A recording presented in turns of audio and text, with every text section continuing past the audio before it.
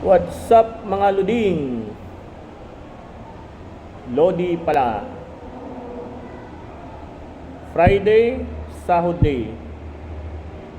Kamusta naman ang sahod? Dadaan lang ba sa kamay, sa palad, sa bulsa, or walang matitira? Ayun ang tanong sa sahod day. Pero sana may matira para may panggastos po tayo. Ayun, bukas ay weekend. Laba Day at Family Day. Okay.